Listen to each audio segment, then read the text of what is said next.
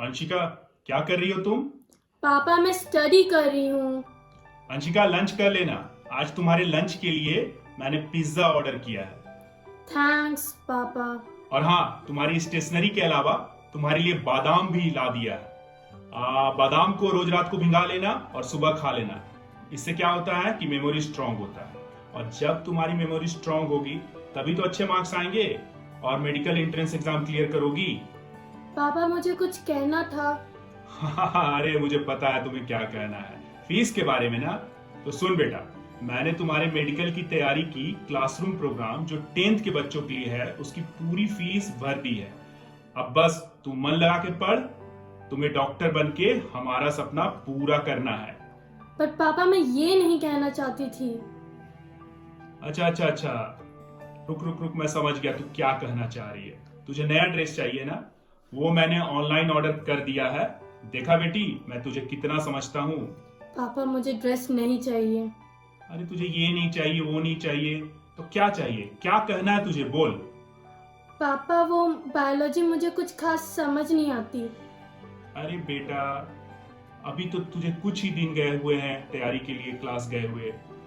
थोड़ा समय ले।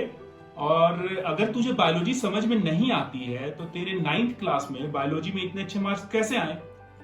पापा वो मैंने रट्टा मारा था। तो बस ठीक है, रट्टा मार मार के ही डॉक्टर बन जा। अच्छा सुन, मैंने तेरे लिए कुछ बुक्स भी ऑनलाइन ऑर्डर किया है, बुक्स एंड ड्रेसेस बट दोनों पापा अरे बात तो सुन ले, तेरा यही प्रॉब्लम है, बात पूरा करने ही नहीं देती है। बुक्स एंड ड्रेसेस दोनों एक साथ आएंगे, दोनों के पैसे मैंने दे दिए हैं, बस तू रिसीव कर लेना। और अब मुझे ऑफिस के लिए देरी हो रही है, तेरी बातें मैं बाद में सुनूंगा। चल बाय। ठीक है। Hansika, come in front. Now describe the cell theory.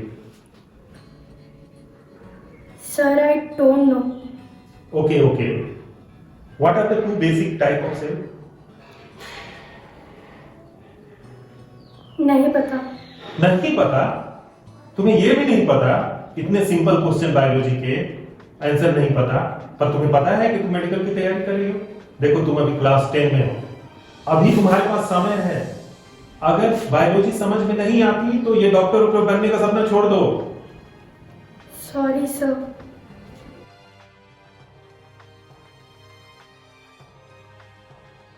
Anshika, तुम डांस क्लास के लिए परमिशन मांग रही थी ना, तुम ज्वाइन कर सकती हो, लेकिन एक शर्त है, उससे तुम्हारे मेडिकल की तैयारी पर कोई असर नहीं पड़ना चाहिए।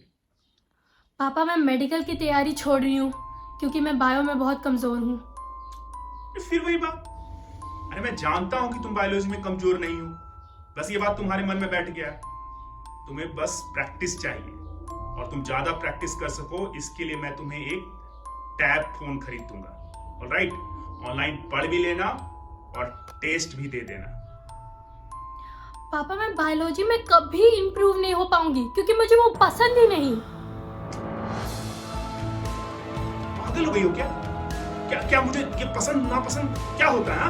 क्या मुझे दिन रात बैलों की तरह काम करना पसंद है? मैं करता हूं ना ताकि घर के लिए पैसे कमा के ला सकूं। मेरा भी एक सपना था कि मैं इंजीनियर बन सकता हूं, पर पैसों की वजह से मैं इंजीनियरिंग की पढ़ाई नहीं कर पाया। और उसके बाद मुझे जो भी काम मिला मन लगा के किया, कभी नहीं सोचा कि ये काम मुझे पसंद नहीं है, वो काम मुझे पसंद है, क्योंकि पैसे चाहिए थे, मुझे परिवार पालना था। देख मुझे सब पता है कि अगर एक बार तू अपने मन से ये बात निकाल दे कि मुझे बायो पसंद नहीं है तो तू डॉक्टर बन जाएगी। मगर पापा। मगर वगर कुछ नहीं, मैं इंजीनियर नहीं बन पाया क्योंकि हमारे पास पैसे नहीं थे, और अब मेरे पास पैसे हैं और मैं अपनी बेटी को डॉक्टर बना के ही रहूंगा। बस आज के बाद इस विषय पे कोई भी बात नहीं होगी। No more discussion. Sir sorry sir, मुझे इसका भी आज फिर अंशिका तुम सिंपल क्वेश्चन का आंसर नहीं दे पाए। तुम्हारे वीकली टेस्ट में मार्क्स बिल्कुल कम है। अगर यही हाल रहा तो डॉक्टरी तो छोड़ो, बोर्ड एग्जाम में पास करना मुश्किल हो जाएगा तुम्हारा। बायोलॉजी बिल्कुल नहीं समझ में आ रही तुम्हें, प्रॉब्लम क्या है?